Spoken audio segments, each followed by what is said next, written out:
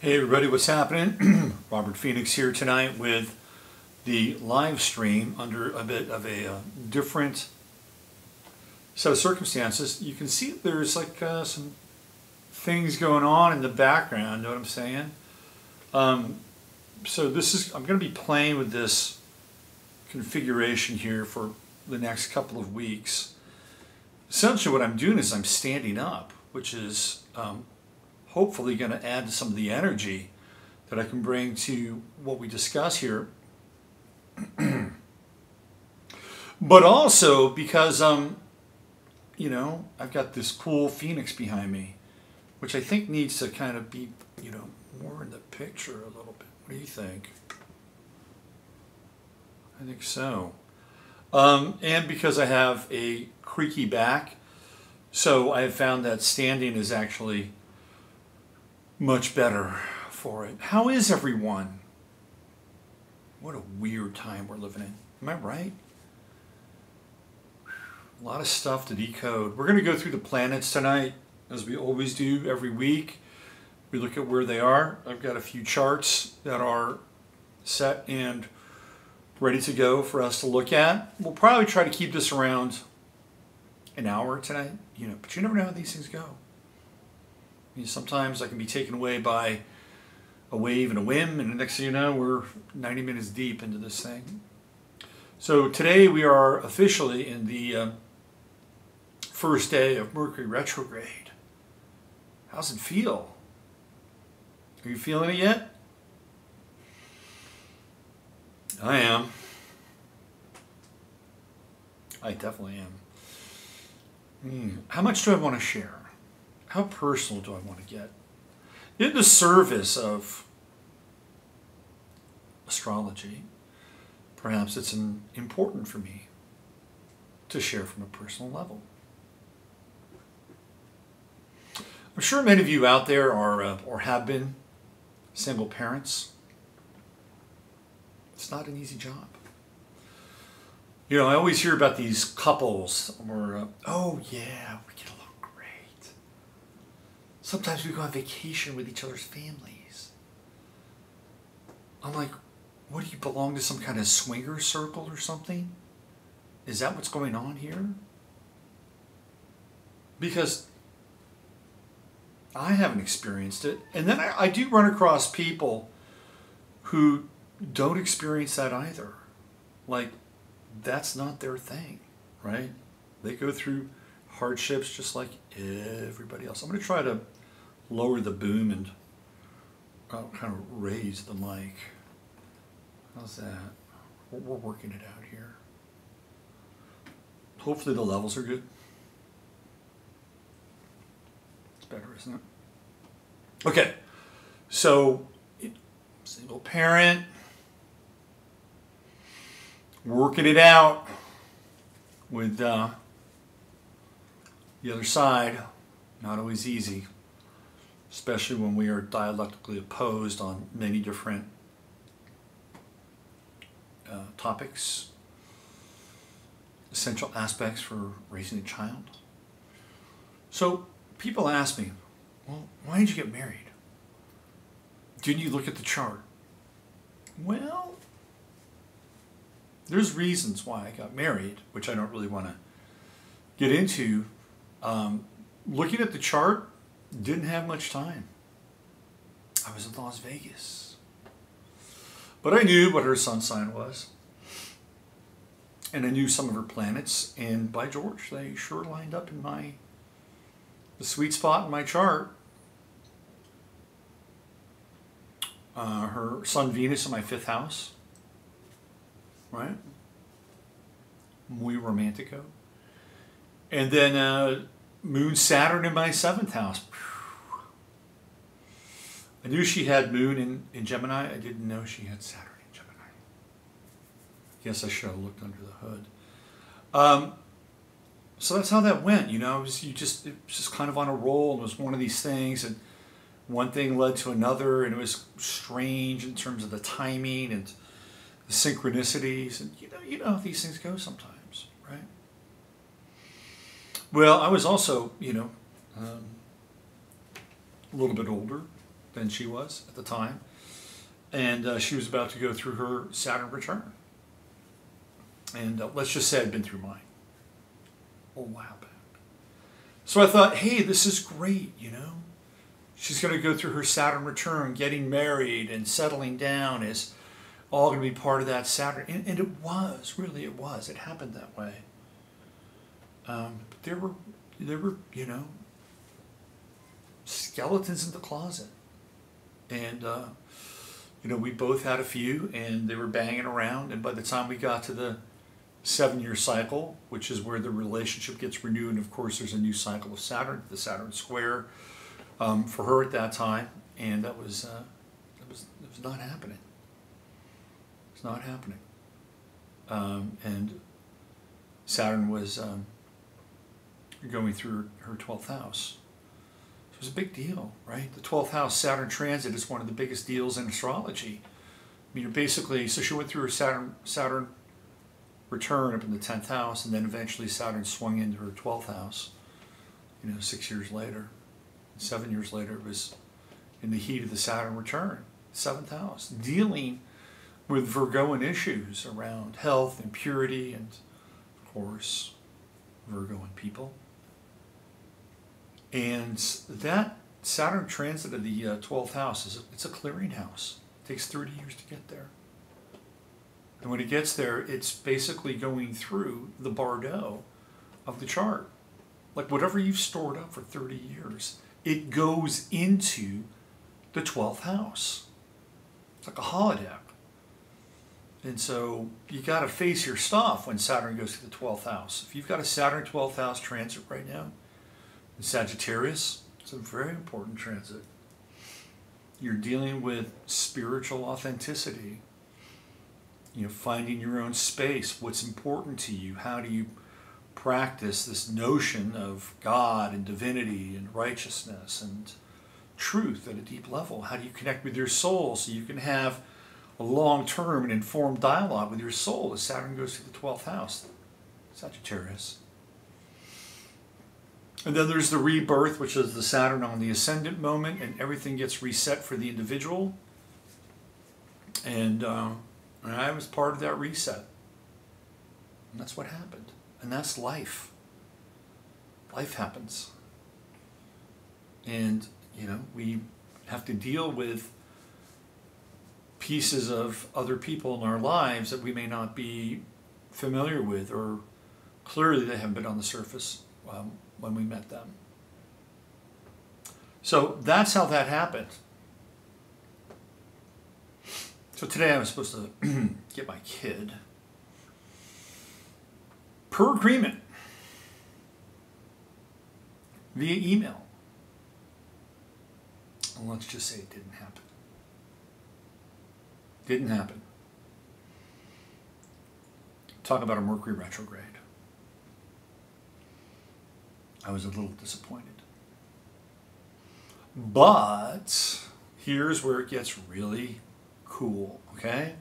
And this is what I want everybody to pay attention to. I want everybody, you know, look, I'm not sharing this with you because, like, I'm some freaking, you know, spiritual guy going through something, but I'm sharing it with you because I'm a human, and it's making sense to me at a deeper level, and I can see a bigger pattern. Mercury retrograde in Virgo is about the reclamation of purity of intent. Virgo represents purity in its most distilled appellation. There's a lot of other adjectives we can add to Virgo. Picky, critical, analytical, detail-oriented, fussy. You know the drill. If you know anything about astrology, you can take 10 terms and apply them to Virgo, and they're all going to stick to the wall, right? But what we're trying to do is we're trying to get to the essence and not sort of the filler. The virgin is pure. That's the essence of it. And when we engage Mercury, a lot of people believe that, and this is true, that Mars is how we activate. You know, it's where we push our energy out. But everything starts with an intention. And even will, which is Mars, must be connected to some form of intention. Now, where does that intention come from? Right here. Your mind. Your mind sets all your intentions. All of them. I'm going to raise my arm. I don't have to think about it. Just do it. Where does the impulse come from? Oh, raise my arm. My hands are uncomfortable in the corner of this desk. I'm going to move them around. Okay? Those are basic autonomic responses that are pure will, kind of just manifest, right? But when we want to achieve something, when we want to bring something into our lives, when we want to reach a goal, we're not just willy-nilly doing things. We're not just, scratching our butt. I mean, that's another kind of autonomic sort of voluntary response. No, we're thinking about, what is my intention? What do I want to do here? So this Mercury retrograde is about purity of intention. And purity of intention is being able to, again, distill and refine what it is that we want. To do that, we have to understand what we don't want. That's part of the process. And that's a very Virgo Piscean kind of thing, right? I mean, even just at its core, it's like Virgo Pisces. We think about it, this is the clearest we can get. What's on the other side of it? It's the miasma of what we don't want. That's Pisces. So, retrograde, what we're doing here in this phase, in my estimation, because this is also linked to the solar eclipse, which of course we're going to talk about, is that we are getting back in touch, retrograde going backwards, with purity of intent. What is the cleanest expression of our volition? This is tricky. It's tricky. Because we always have to engage the other sign. We have to engage Pisces at this point. And we have to swim through a lot of things. We have to swim through recrimination, or we have to swim through, time lost, or we have to swim through other people's voices in our head. We just keep going and going and going and going and going until we reach this place of clear water and pure emotion. And that's where right there. So it's important for us to remember retrograde, why we do certain things. Why am I doing this? Why am I sitting in front of this video camera every Sunday night? What's my intent? Well, the purity of my intent is ultimately I want to help people, right? I mean, this is kind of where it's at. I dig it. It's what I'm here to do. But there's also other levels you have to work through, like ego, and there's the financial trip, and but it all cycles and comes down to this single focused, laser pointed purity of intent. That doesn't mean that you're self-righteous, but you get clear on things. And I think that where we get really wound up, and this is my lesson, is once we're clear on things, we tend to go back and peck at the things that we're clear on. And when we do that, we diminish the power and the capacity of that choice. And I'm actually going through this in my life in a very personal kind of way as well. And I don't want to get into it. But this is where we are. And once we get back in touch with the purity of our intent, then where are we? We're in the realm of authenticity. We're in the realm of owning our choices. We're in the realm of owning our thoughts, because we have reified this process in our lives. We're clear. We're clear. And so when we have these situations where Mercury goes screwy, what's the purity of intent? What are we trying to get at? And where in our lives did we become disassociated with it? Or how often do we, flop around like a fish on a boat somewhere and not really honor the distillation of what it is that we're attempting to bring in our lives. Intention, the purity of intent. It's an interesting topic, an interesting conversation, especially in light of the upcoming eclipse, which I'm going to talk about right now. Because Leo and Virgo are linked together in the chart and in kind of this collective assemblage of energy. And I want to talk a little bit about that. When we get into Leo, of course, we can talk about kings and queens and royalties and sovereignty, fathers, ego, performance, expression, creativity, love, passion, all those things that we associate with Leo. But Leo, first and foremost, is the king and the queen. Right? It is emblematic of royal personage. They call it the king of the zodiac. There's a reason for it. But Leo and the king of the zodiac is nothing without Virgo. Without Virgo, the king of the zodiac is the ruler of an empty palace. You see, because Virgo, what does Virgo do? Virgo tills the fields. Virgo makes the leather boots. Virgo slaughters the animals and chops them up for consumption. Virgo is in the apothecary. Virgo is sewing clothes and garments. Virgo is making weapons for the king's soldiers. You see, Virgo is essential for Leo. It's essential. The two are intimately connected.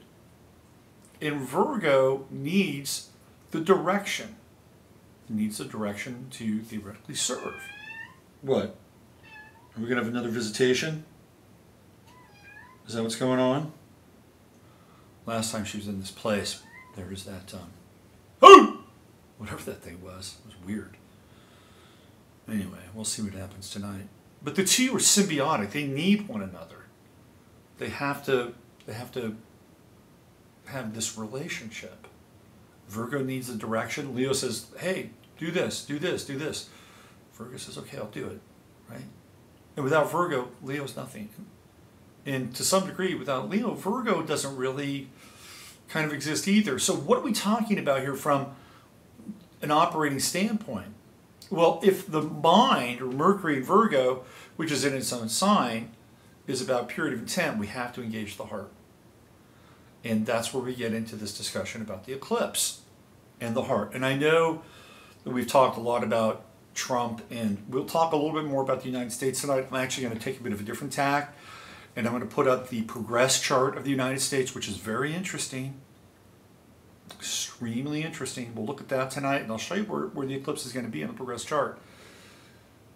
So we'll get into that, but I'm going to spend maybe the next 5 to 10 minutes really talking about this, because I was on a podcast today.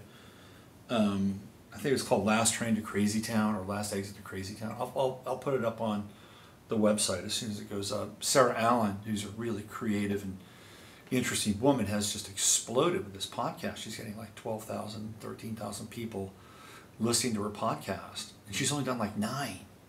And here I am, I'm 700 videos and flames into my YouTube career, and I'm getting 500 people listening to me.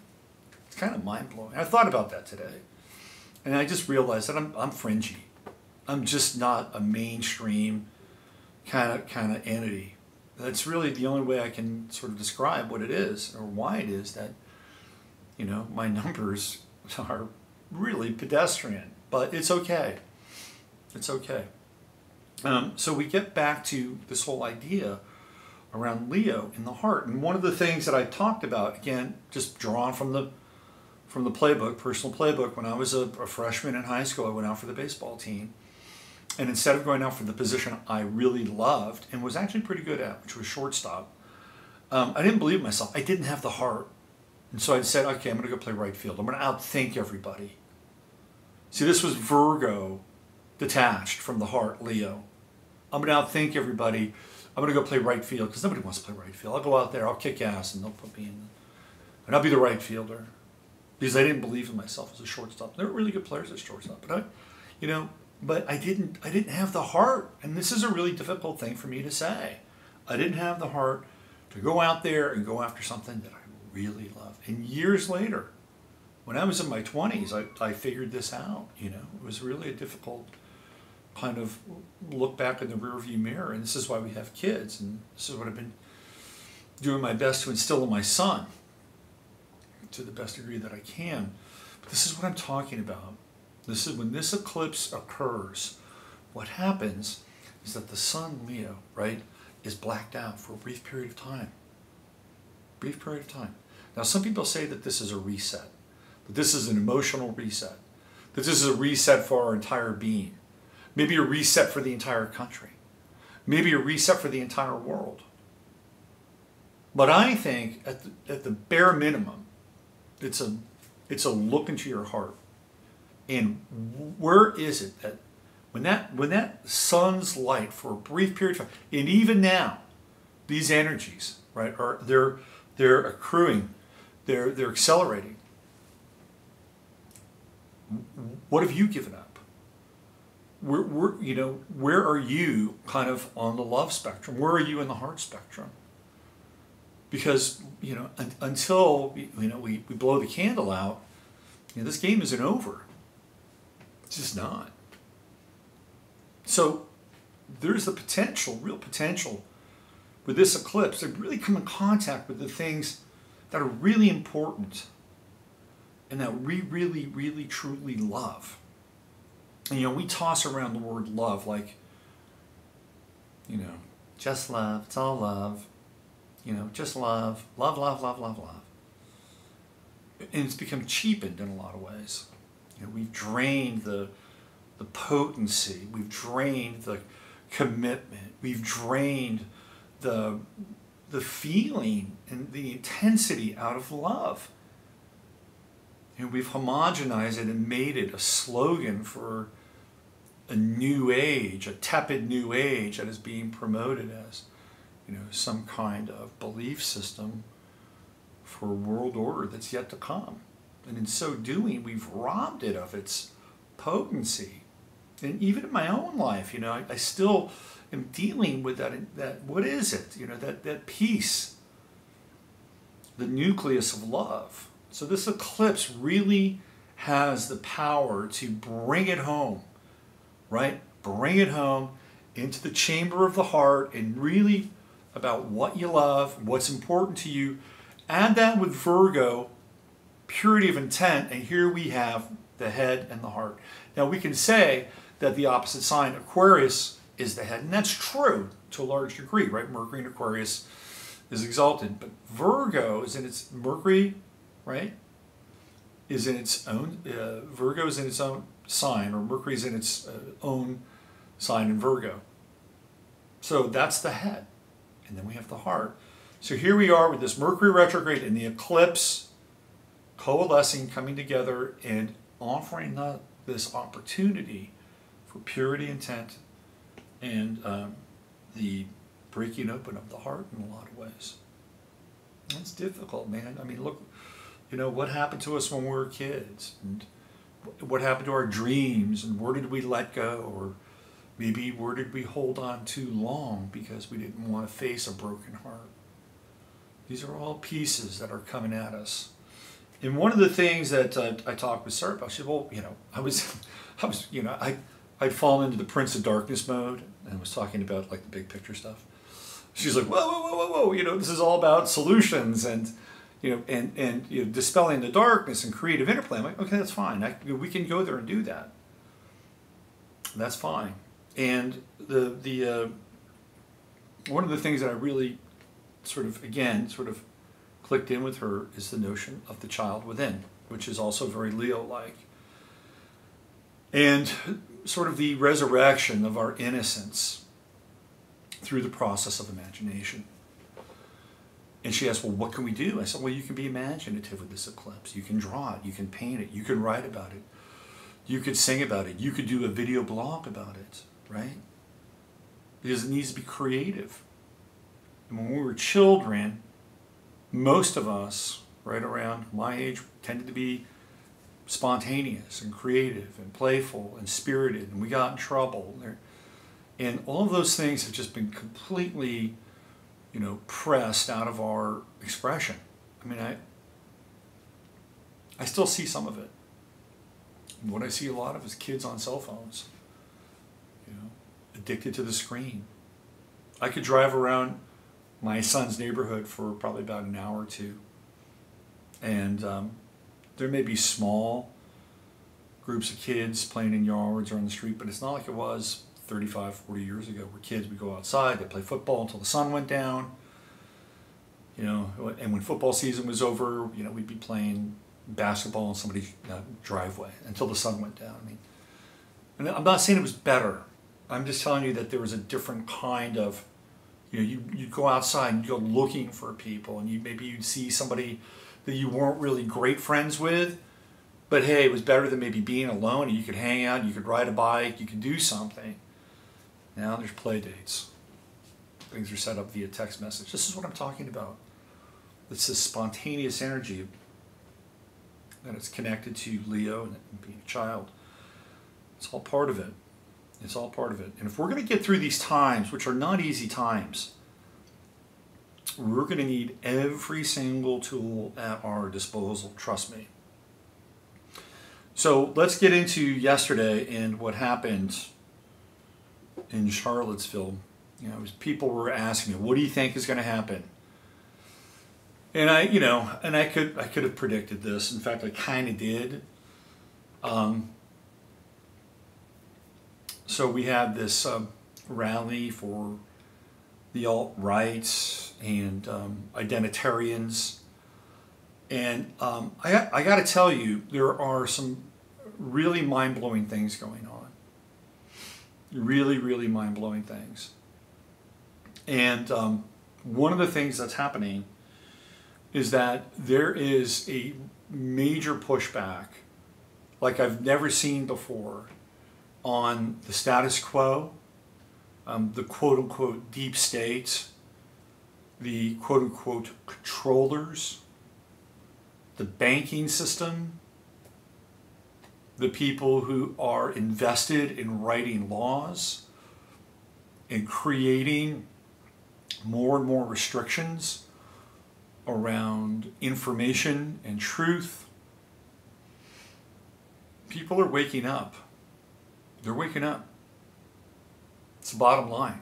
And what's happening now is that those people know that there is a group of people that are waking up. Okay?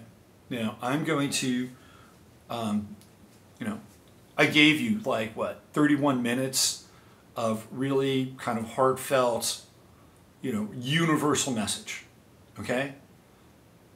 I'm going to dance close to the fringe now.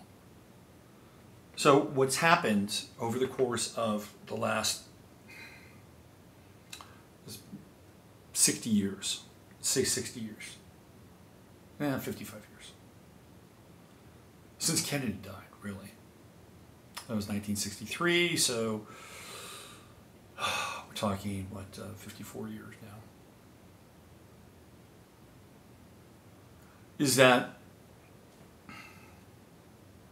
generations of people wound up becoming silent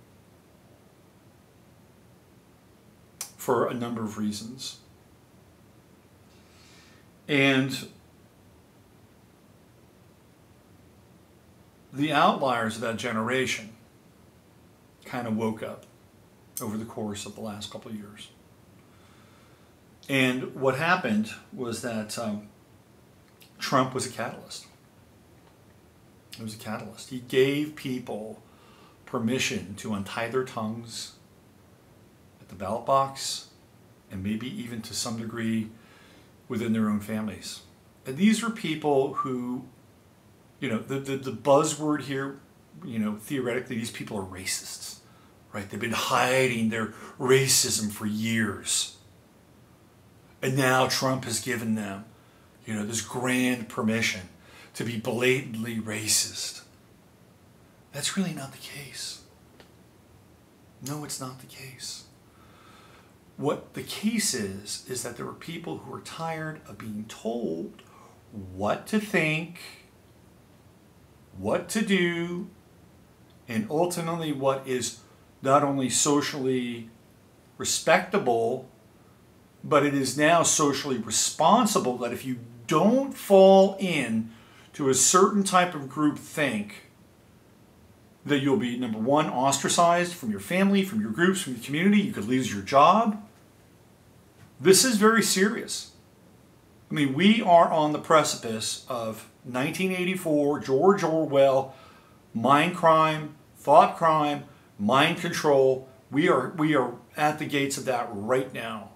And it is a battle right now. You see, what was going on in Charlottesville between two kind of disenfranchised groups who don't even realize that they're really both trying to get to the same thing in a different kind of way.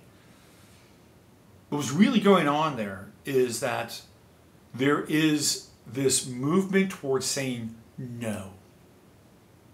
No. We do not give consent. We do not give consent. We don't give consent to being indoctrinated by a minority group of people. And I'm not talking about anything that has to do with race or ethnicity. That's not what I'm talking about. I'm talking about a minority group of people who occupy a sliver of the, that's what I'm looking for, mind share, that is consistently producing a message that we all have to theoretically abide by, or else we're hateful, or we're ignorant, or God forbid, we're racist. No, people are waking up to the fact that they're just sick and tired of being told what to think, how to think, what to say, what not to say. And the waking up process to that is uncomfortable. It's an uncomfortable process. Because what happens is that inside of each of us, we have to address these sacred cows. And we have to address these things that society has said, you don't go there. If you question this, you are going to be put in this box. And once you're put in this box, you've got a red X on your forehead and you are damned. And this is what's happened. And people are starting to say, well, why can't I question that? Why can't I question these things? Why can't I question the role of government? Why can't I question the fact that there seems to be an inordinate amount of phenomena and evidence around things like child abduction and child abuse? Why can't I question that? Why can't I question any number of things? You see, that's what we're here to do. And when the questioning stops, when we cannot question, then that's when it gets real tricky and dangerous, because now we're shut off from any kind of real inquiry into the reality that we're currently occupying and who creates it on a daily basis and to what extent. I'm watching Fox News or watching CNN and Alex Jones, and bang, bang, bang, bang, bang goes the North Korea drone. Here we are. It's Bush all over again. It's 2000 all over again. Donald Trump morphing into a neocon all over again. I can question that. And there's more. But the thing is, right, it's not just those aspects, but there are parts inside of ourselves that are really uncomfortable that we have to face and say, look, if I'm going to say no to this, I've got to figure out internally what that means. And how do we get really clear, again, purity of intent, how do we get really clear on it? Say, no, I don't consent. I don't. And this is what's happening. On the one side, and I talked about this the other day, right? You've got the red pill. People are getting red pill and they're waking up. And then on the other side, you've got people getting woke. It's the same thing. It's the same thing. You may be living in an echo chamber. You may be looking for confirmation bias. You may be looking at the predisposition of your beliefs being reflected back to you. It's the same process. Uranus and Aries. It's retrograde now. And this is what happened over the weekend. We had Moon in Aries yesterday, the final degrees.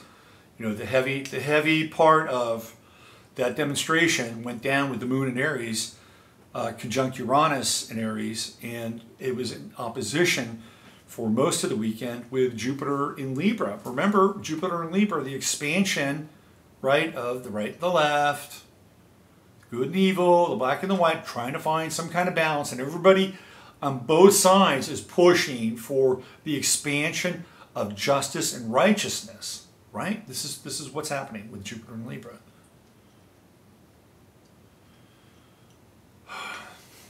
And so we have this alt-right experience in Charlottesville. And I could have told you that this thing was going to be infiltrated on both sides, because that's how the game works. You put shit disturbers on both sides, and then you wind them up. And you get people in a state of agitation. You know, Friday night, you know, these guys with their torches and, you know, they're kind of, you know, semi-mock, you know, fascistic, you know, kind of threatening thing, the KKK, all the Nazi stuff. That doesn't do anybody any good. I'm sorry. It doesn't do anybody any good. If you're trying to get free, you got to get free from the past, right? Those are old symbols from the past, and they carry with them a huge amount of baggage. And once they're evoked, man, there's no way you can have any kind of dialogue. There's no way that you can have any kind of original or inspiring thought, because of the images that are triggered in people's heads. And guess what happens now? We have polarization, duality. And I guarantee you, those torch guys and the KKK guys, I bet you there were a large part of them total cutouts, just there to stir the shit up. Just like on the Antifa side, you got people inside the Antifa side that are really highly trained covert operatives that are there to rile the crowd and ignite the situation. And they're inserted. Just look at COINTELPRO. Look at what happened in the 1970s with the Black Panther movement and all the other, you know, movements and the radical movements. They were all infiltrated by the CIA. Look at what happened with Timothy McVeigh, Terry Nichols. They were infiltrated by the FBI. Radicalized. It happens all the time. All the time. So now you have these two groups, you have these cutouts, stirring the situation up. Now, I'm going to be straight up and say that anybody has the right to assemble freely. And I don't care whether you're, you know, Lucian Greaves and you're, you know, little hordes of Satan. You want to go assemble? Hey, go assemble. That's your right, okay? If you're Black Lives Matter, that's your right to assemble. This is what this country is about. And when it crosses lines, that's when we have a whole different discussion. And I watched it. I watched the feed yesterday from Charlottesville. And what happened is that, of course, you know, the organizer of the event, Richard Spencer, he wasn't there. By the way, have you ever seen anybody less charismatic than Richard Spencer? You know, it's like I check him out. It's like, who is this guy? What does he have to say? And like, I'm listening, and 5 minutes into something, I'm changing my channel on YouTube. I mean, there's absolutely nothing interesting, provocative, dynamic, charismatic, nothing. It's like, if this is the alt-right's leader, they're in trouble, because he's got about as much charisma as you know, a wet udon noodle. It's not there. Anyway, he's not there. Apparently, he got maced, and he's off in a taxi cab. So there they are. They're in the park, and all of a sudden, Antifa starts throwing bottles of piss, bottles of shit, bottles of paint. They're macing people. They're throwing water balloons with this solvent that if it hits you, it burns. So the alt-right people were basically penned off in this park, cordoned off, and there was only one way out. Now, because Antifa and the left were agitating and stirring things up and creating a situation, and what happened was that the event got canceled. They ended it. They brought in the National Guard, and I actually watched a fair amount of that footage. There was nothing going on inside of that park. It was all coming from the outside. And then what happened was that those people in the park were then herded to basically do the gauntlet through the Antifa and BLM, and they had to walk. They had to do the perp walk in front of these people.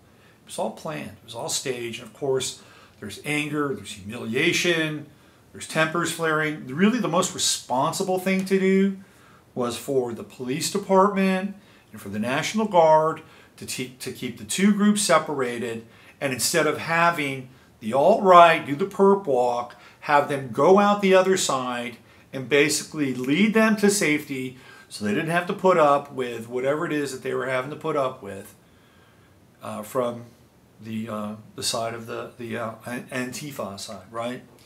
So then once that happened, then guess what? All the cops dispersed. National Guard dispersed. So Antifa could do whatever they want at that point. It was a total setup. I watched it.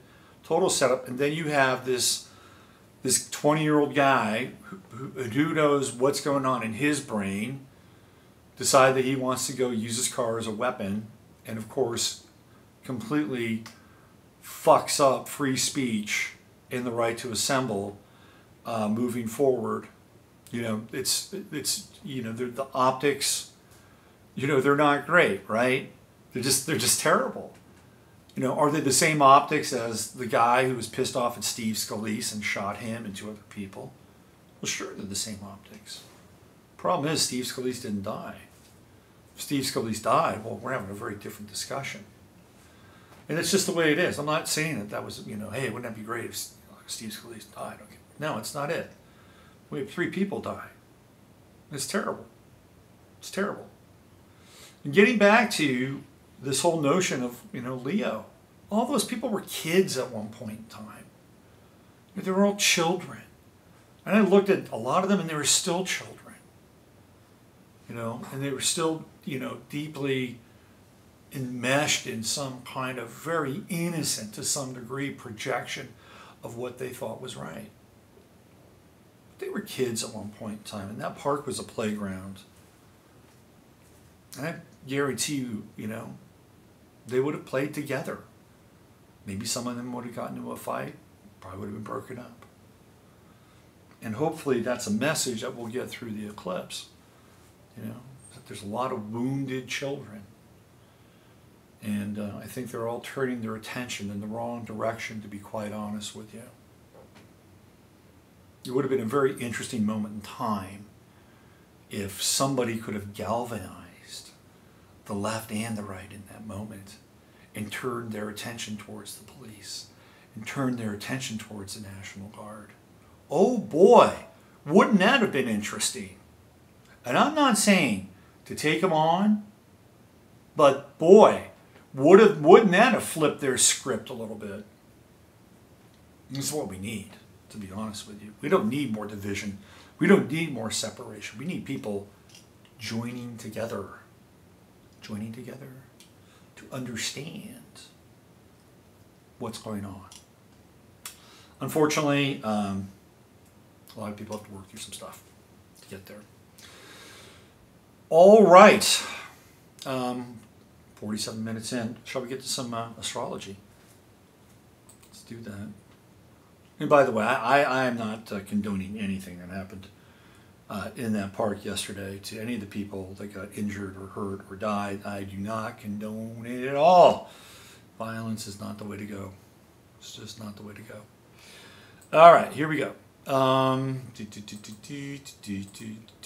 got all these charts up here. Okay. Let's just go to where we are with the planets. the planets.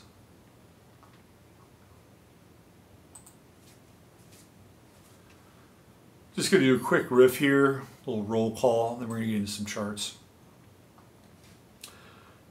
So the sun is at 21 Leo, 7 degrees away. Counting the days, a mere 8 days.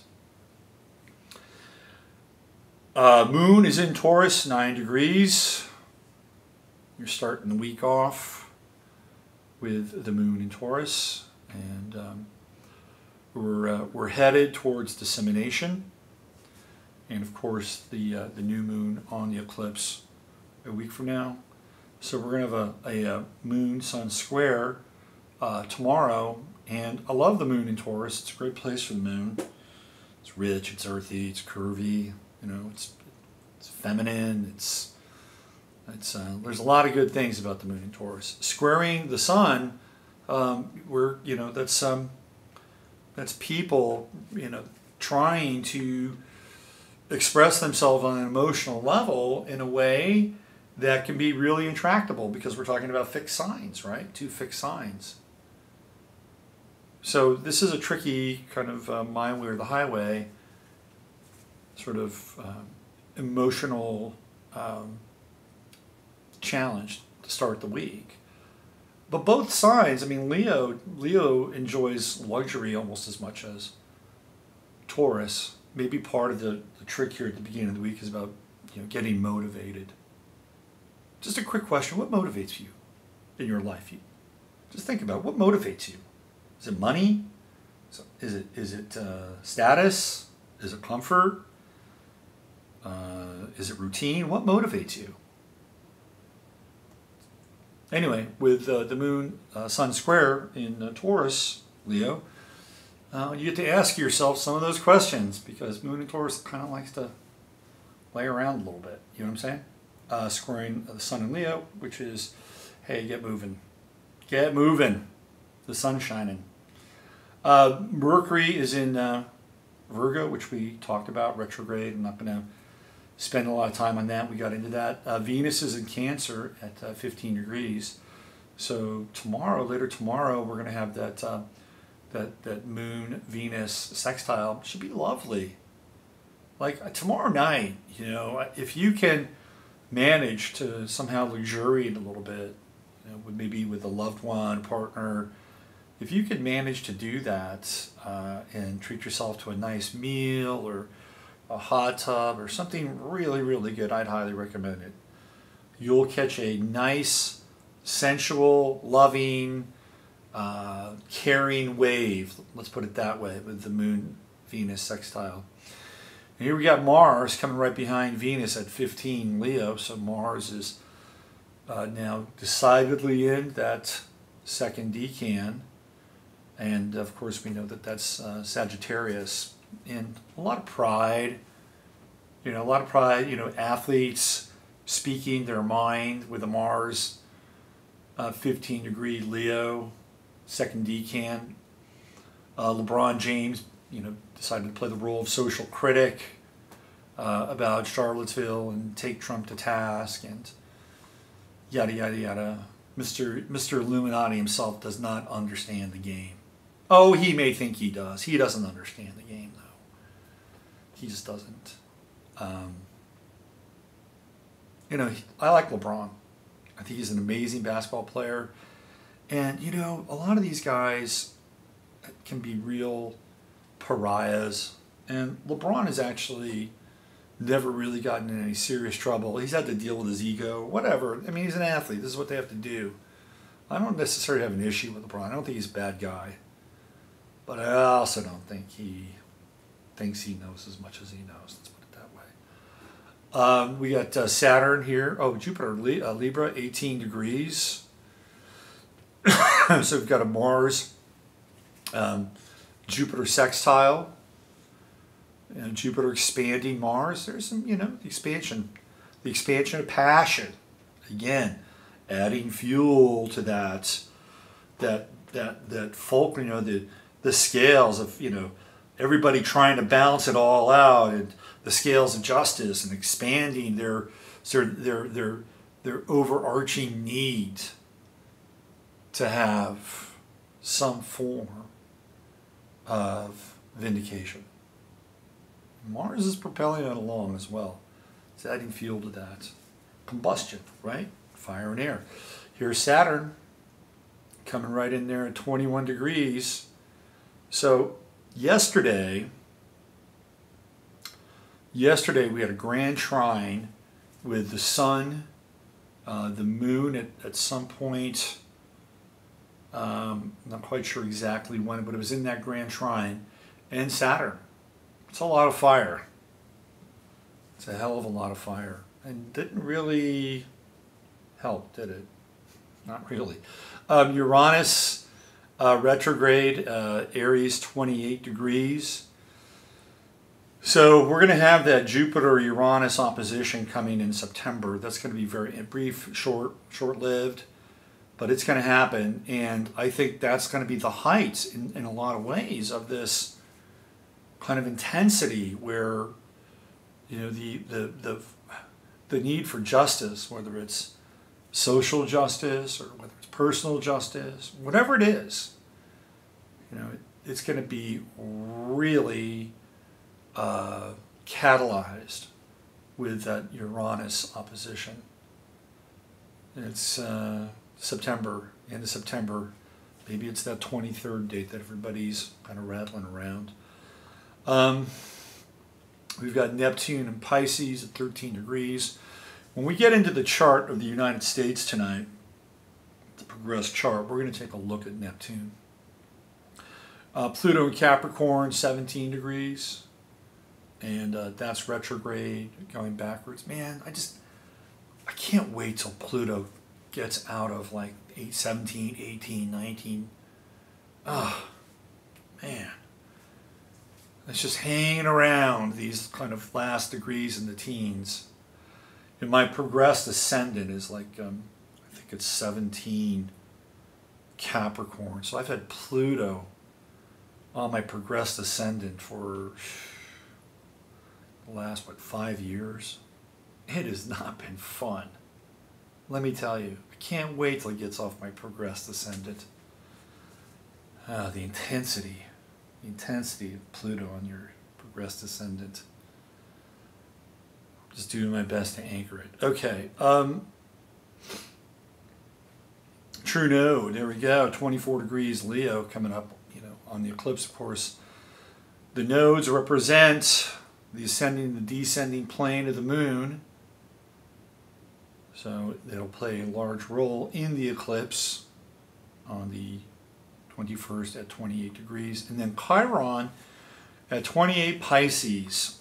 So when I'm in Houston on the weekend of the 17th and the 18th of September, I'll be giving 2 talks. I'll be talking about Uranus and Taurus, the financial reset, the change in the economy, assets, money, and technology. And I'll also be talking about Chiron's move into Aries, which is a very, very tricky time, really tricky time. And there are a number of people who have Chiron in Aries. They tend to be born around the late 60s, like around 69, 70, I believe, up through the 70s. And it's a big transit for Chiron. The United States is Chiron and is in Aries, so we'll be going through our Chiron return as well over the course of the next 7 years with Chiron. It's going to be very powerful. Anyway, I'll talk about that in Houston. So Chiron's at the end of Pisces, 28 degrees. It's that volatile degree. Everybody's wounded. Everybody's looking for scapegoats. That's where we are. All right, let's get into some charts, shall we? I want to get into the U.S. progressed chart. Let's do that. Add the old image. Let's see what we got here. How's everybody liking the set? And it's not really a set, it's just something different. Are we liking that? I like standing up. I'm enjoying standing up. And I'll tell you what, my back enjoys it. Here we go. Wait a minute. Oh, come on. There we go. All right, here it is.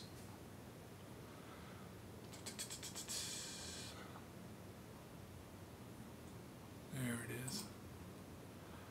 So this is the progressed chart of the United States. This is what I wanted to bring up.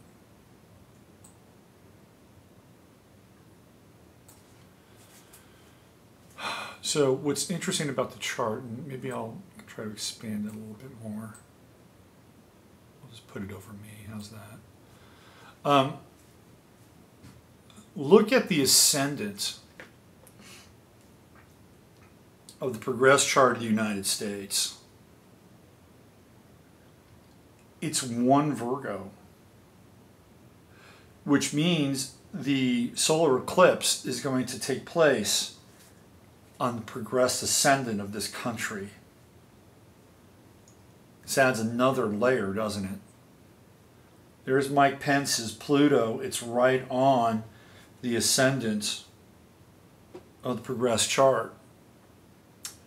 You look back here, this is Regulus. Now, currently, Regulus is at 1 degree or 0 degrees Virgo. It's one of those fixed stars that, you know, doesn't move very much.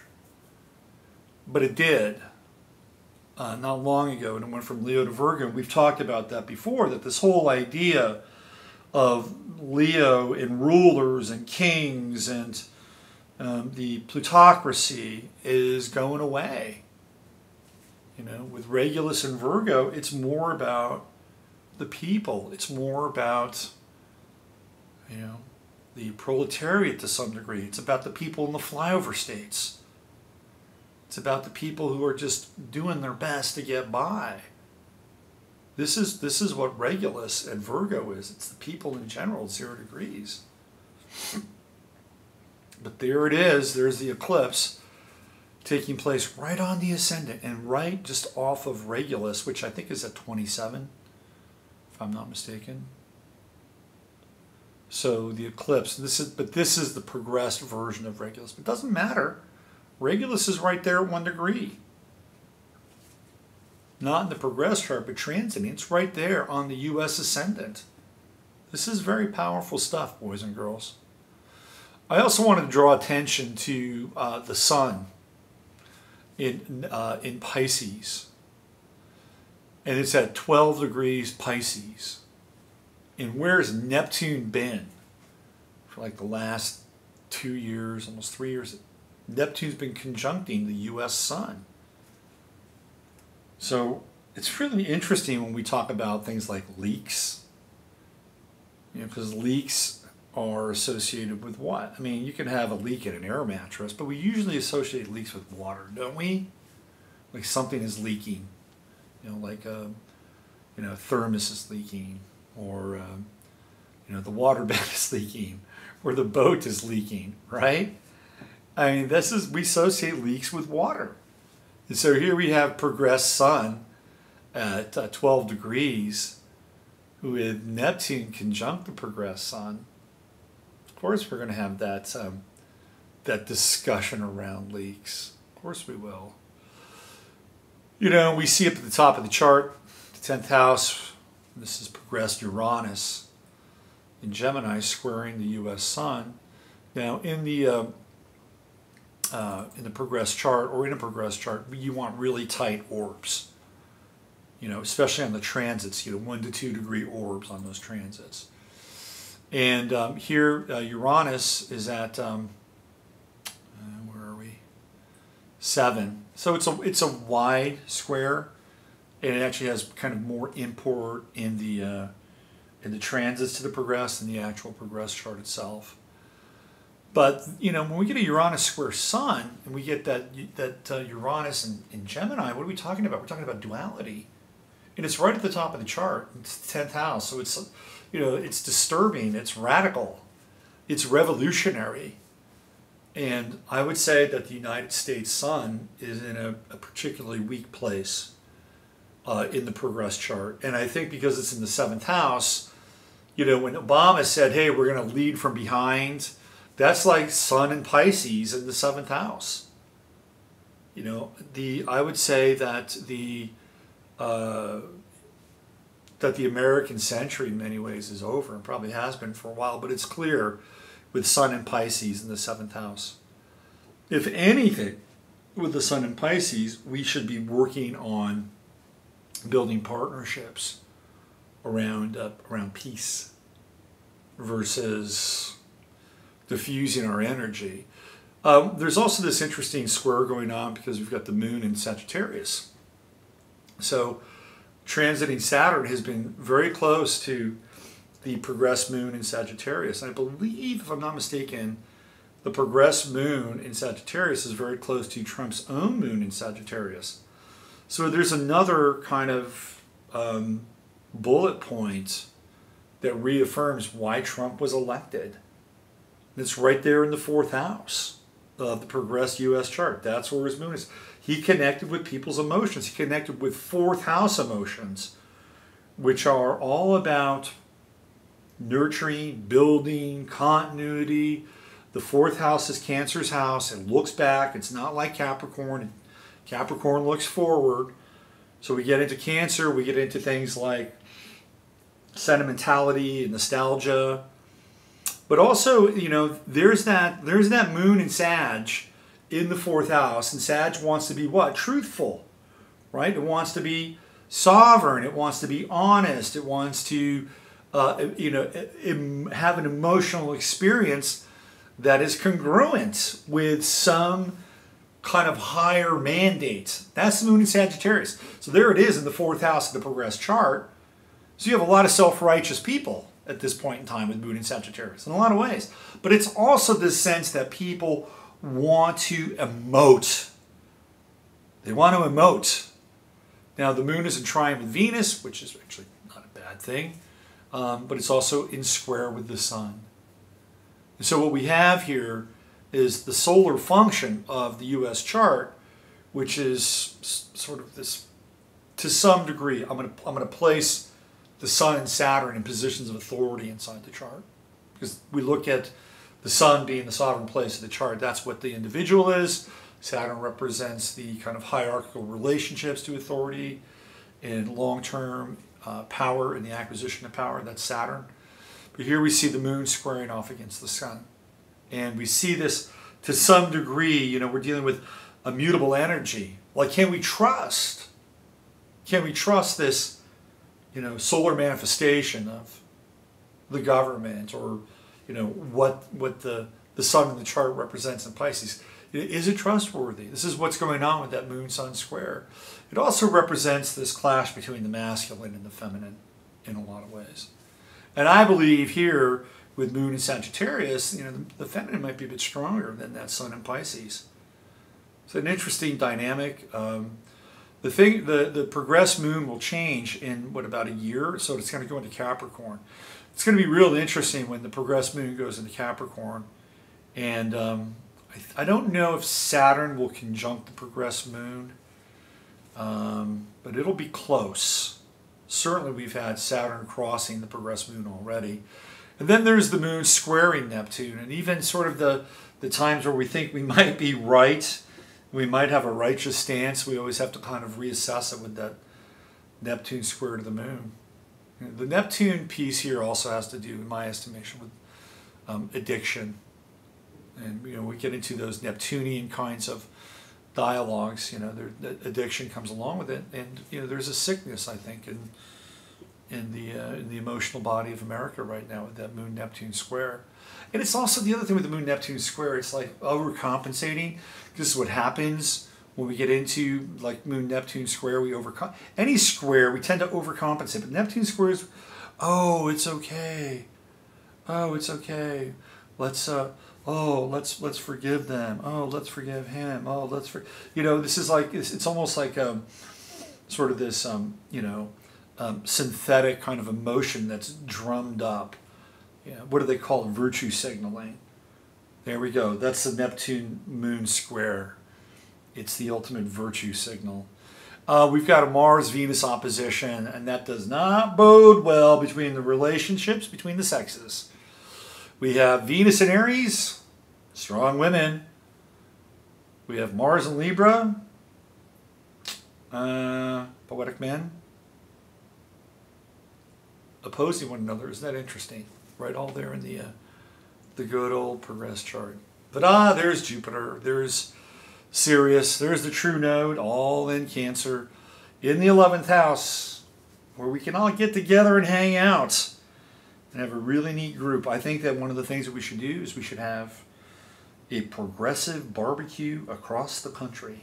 That's right, a progressive barbecue across the country.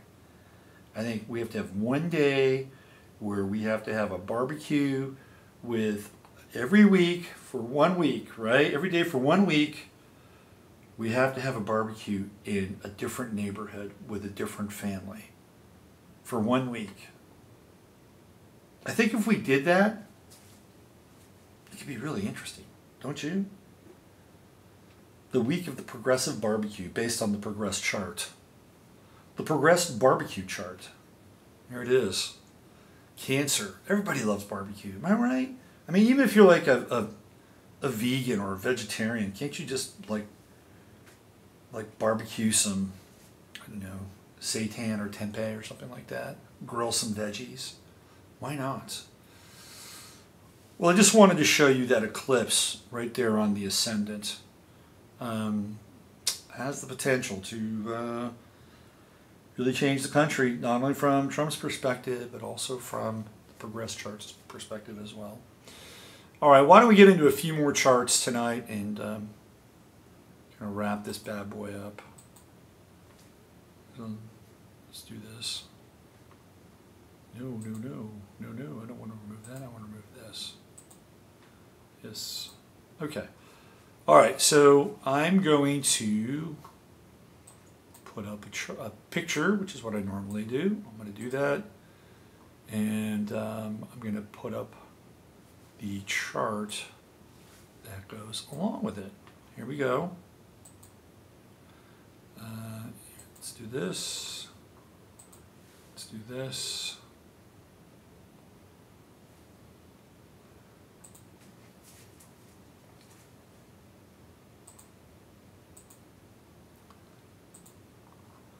Hey, look. It's David Crosby. Tomorrow's David Crosby's birthday. And that's Melissa Etheridge, who I really like. I think she has an amazing sense of humor. And that's Julie Cypher, who was married to Melissa Etheridge. They're not married anymore. I saw Melissa Etheridge back in 1988 at Slim's in San Francisco. It was her first performance in San Francisco. Boy, was she dynamic and fun to watch. She's terrific. Okay, so what I want to do now is I want to bring up Mr. Crosby's chart, since it's his birthday. I used to live not far from David Crosby in California. We used to see him around town. Lived on the ocean. He was a bit of a troublemaker, let's put it that way. If you ever read Dave McGowan's The TLC, Crosby plays a pretty significant role in the TLC, which is also known as the Laurel Canyon. And like many other icons from the 60s, rock and roll world, he has some very interesting connections. He's related to the Van Dyne family, which is one of the wealthiest families in the United States. Yep, that's right. Comes from a blue blood family. If you look at, he's an Aries rising, and he has Mars on the ascendant. Where did we see Mars on the ascendant last week? We saw it with who? Bonnie Parker of Bonnie and Clyde. And what has David Crosby been known for over the course of his lifetime, or more than a few occasions? Guns. Having guns in the wrong place at the wrong time. Hello, Mars on the ascendant. But what I was really interested in was this configuration down in the second house with Saturn and Uranus and the moon. And I thought, wow, that's fascinating. You know, because Saturn represents the father in the chart, right? And the moon represents the mother and emotions, and Uranus brings this kind of weird twist to everything. So what did David Crosby, what is he known for? He's known for having unusual relationships with his kids. He's an unusual father. He first gave up his first son in 1962. I believe his name is Randall. He had him, gave him up in 1962. Guess where Saturn was in 1962? Saturn was in the sign of Capricorn, getting ready to go. Actually, it was in Aquarius in 62. It was out of Capricorn in 62. So 62, the sun is in. Saturn's in Aquarius, and it's opposing his sun. That's pretty simple math right there. Saturn-Pluto opposition, 5th house, fatherhood and children, 5th house, right? He had that Saturn opposition. He let go of his sun at that point in time. Then he winds up becoming the donor, the sperm donor for Melissa Etheridge and Julie Cypher. And when did they announce that? They announced that in 2000, which meant that David Crosby had to be involved in the act of transferring his essence to the. I don't know who the mother was. Maybe I think it might have been Julie Cypher. I don't know. Anyway, that's when he was going through his Saturn return. So he was having Saturn on his moon conjuncting Uranus, right, and squaring his sun, which is bringing out this unusual nature around paternity and fatherhood. Happened in 2000, right there, right with his Saturn in the sign of Taurus, and Uranus right there. Looks like it's at, zero Gemini. But they're all conjunct. And it was in 2000 that announcement was made.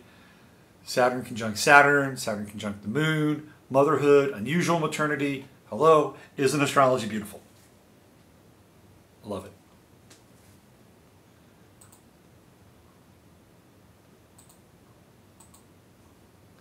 He looks like an Aries rising, doesn't he? The red cheeks and everything, very ruddy.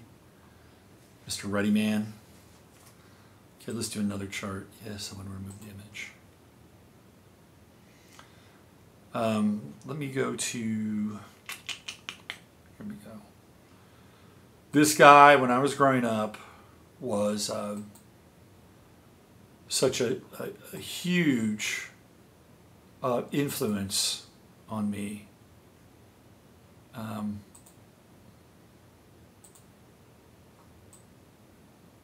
don't want this yet. Hold on. We're almost there. He was such a huge image on me, influence, and in a good way. In a good way.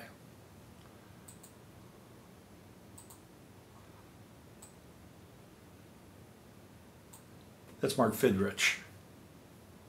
And Mark Fidrich had one of the most dynamic seasons for one pitcher that I've ever seen in the history of Major League Baseball. All my life, I've never seen another Mark Fidrich. There have been very good pitchers. Fernando Valenzuela exploded onto the American baseball scene.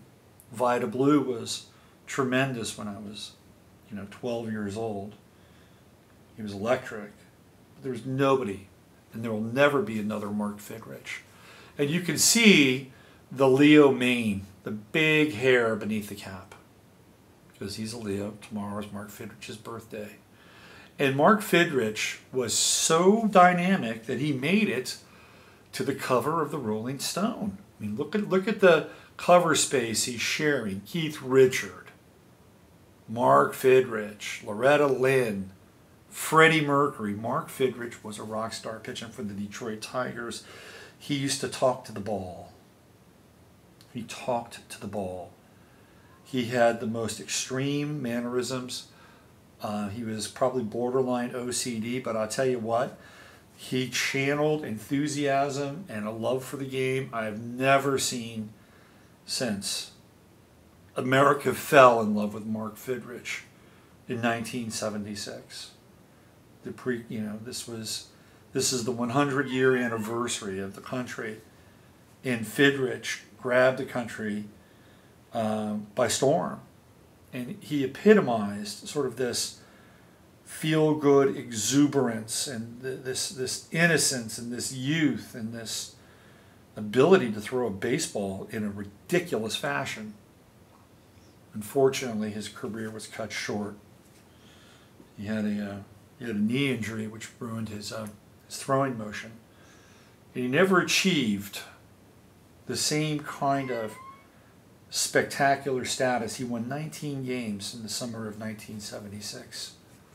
I'll never forget watching a NBC Game of the Week where he pitched against the New York Yankees in Tiger Stadium. In Tiger Stadium, it was like the sound of 100 jets all taking off at once. I mean, it was like the roar was incredible. And as he struck out batter after batter after batter, the place was just losing its mind. He was channeling all that energy. So I want to look at his chart, and you'll see this is another really interesting aspect of astrology that I want to share with you that fits inside of his chart. So here we go.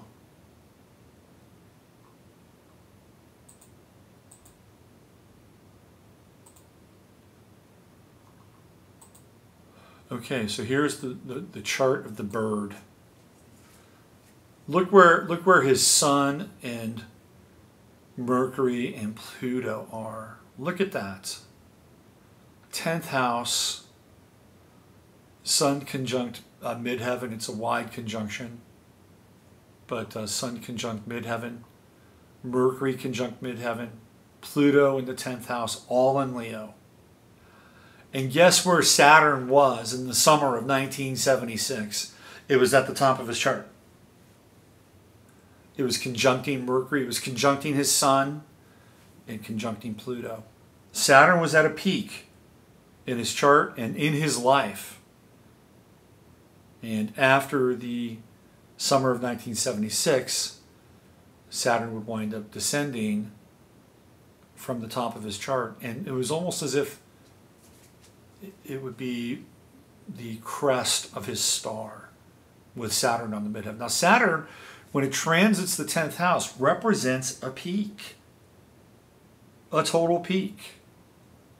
When I first started RobertPhoenix.com, I had Saturn conjuncting my midheaven and going through my 10th house for the first 2 years of my site from 2009 through 2011. It was a very, very powerful time. And I got a lot of traction really quickly with that Saturn transit. But then Saturn descends, right? Saturn descends. So after Saturn went into Virgo, he had health issues. And that's a 3-year transit. 2 years if you talk about the next 2-year transit of Saturn through Leo. So that's really about a 4-year transit right about there, almost 5 years. And in 5 years, Mark Fidrich was out of baseball. So then Saturn descends and he moves into ultimately kind of anonymity. And there he's got Saturn and Neptune, but mostly Saturn conjunct the ascendant in Scorpio. So he had to deal with pragmatism at some point, right? He had to deal with pragmatism. And even when Saturn was at the peak of his chart, it was squaring his ascendant, which can be a good thing in a lot of ways. Certainly, it'll get you the Saturn square. I mean, that can be really dynamic. But unfortunately, he wound up leaving baseball. Mark Fidrich did okay with his life. He wound up having like a farm, and I think he had an accident cutting some trees on his on his farm, but he died young. Mark Fidrich died at the age of 54. And he had a baseball season absolutely for the ages in 1976 when Saturn was on his ascendant. He didn't have a lot of Earth in his chart. If you look at it, all he has is that true node in Capricorn. You know, Mark Fidrich was all fire. You know, he blazed through, you know, our TV screens and our sports pages, and for a young kid, 16 years old, watching this guy, you know, do his crazy thing, it was kind of amazing to watch it all happen. I remember I was playing my last year of, I was second to last year of organized baseball at 15, and it was the last game that I was going to play before I got on a travel ball team, and I pitched that game, and I imitated Mark Fidrich, and I won the game. So. Not a lot of Earth, though. Not a lot of staying power in Mr. Fidrich's charts. He's combustible, blazing, incendiary, and then he was gone.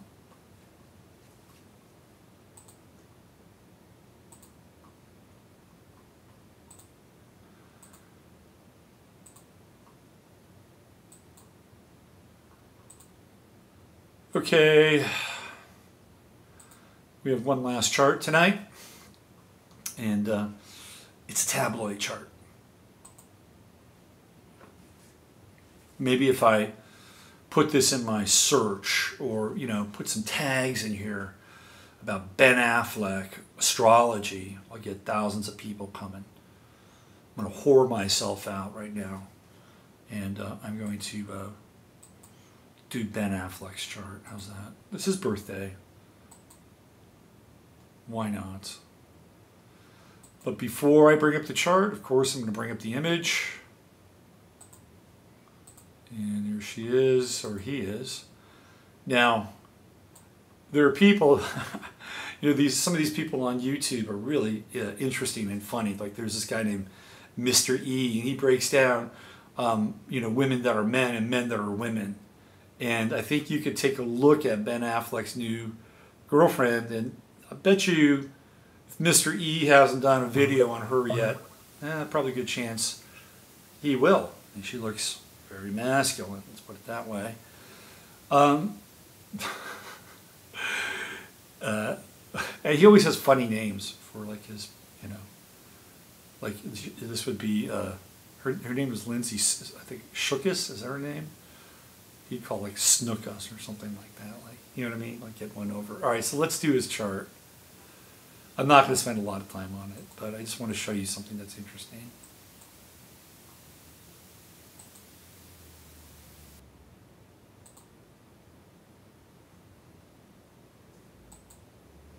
No, that's not it.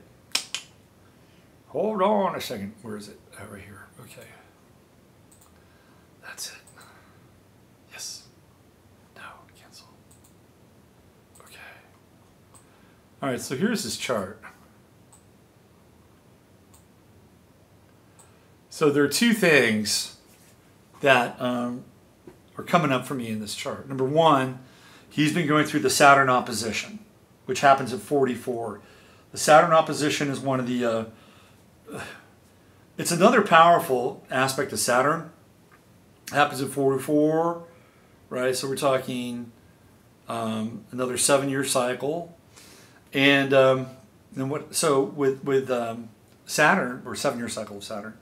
So with Saturn in the opposition place, a person's life kind of gets flipped upside down, and men have midlife crisis with the Saturn opposition. And so what does he do? He leaves his family, and he's got Saturn over here in Sagittarius in the 6th house.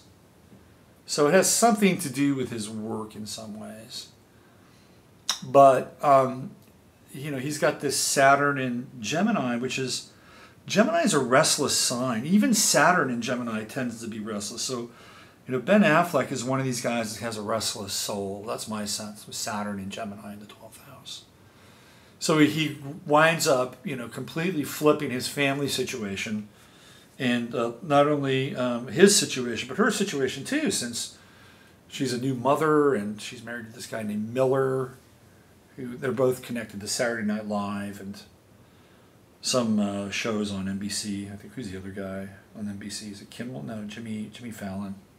I think her husband writes for Jimmy Fallon now. She was a writer for Saturday Night Live, still is. But guess what? She's a Gemini.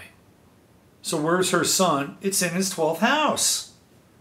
Hidden, right? So this was an affair going on probably for, at least a year. And then, of course, it hits the public. But she's his woman in the 12th house, and there's the Saturn opposition. And he's flipping his life with the Saturn opposition. And I think it's kind of interesting. Jupiter's down there in his 4th house. He's wanting to expand his home life, I guess, maybe. He's doing it. Probably have a child with this woman.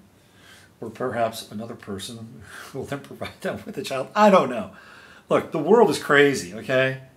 The world is crazy. And clearly there are people, inside the business who are not what they purport to be sexually. It's just the way it is. Trust me on this. Part of the game. All right. Let me pull this. I just wanted to show you the aspect of the Saturn opposition, flipping his life, the midlife crisis, her sun in the 12th house, hidden in conjunction with Saturn and opposing his own Saturn. Does that make sense? He's going to have some issues with his career coming up. He's either going to do really, really well with Neptune on the midheaven, become a great director, or it's all going to go to shit. That's my prediction for Ben Affleck. Okay, let's pull this. Yep. Let's pull this. Yep. Well, look at that. I think you get your money's worth tonight, right? Been on here for 90 minutes.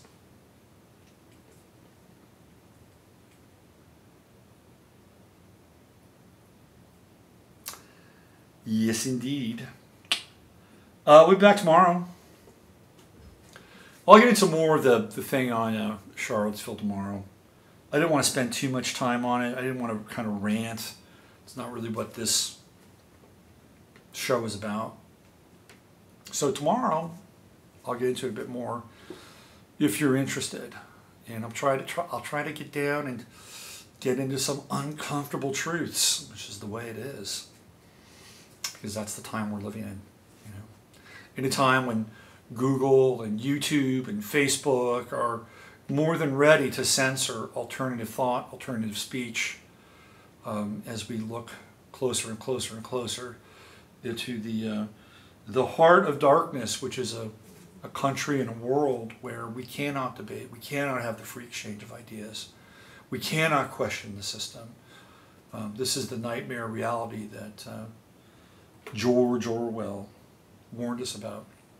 It's taking shape around us right now.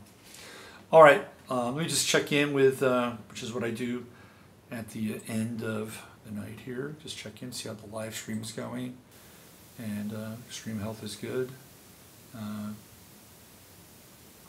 Okay, so we've had a pretty good, how many people? 36. Hats off to you. Okay, here's a quote. His car might have been hit by a bat before he drove into the car. Photog supposedly told police, and there's grainy footage. Okay. All right, we're gonna look into that. I'm gonna try to bring that up tomorrow. We're at Marvelous Source of Coordinate. Eclipse brought a lot of old people events. Love the background. Hola, hi Robin. Okay, that's it. I'll see you all tomorrow. Thanks for joining in the live stream. This will be archived, and it'll be up on my website and on Facebook. And yeah, I guess I'll link it to YouTube as well. But it'll be here in our Twitter as well. But it'll be here on YouTube. Okay, thank you. See you all tomorrow. Have a great night.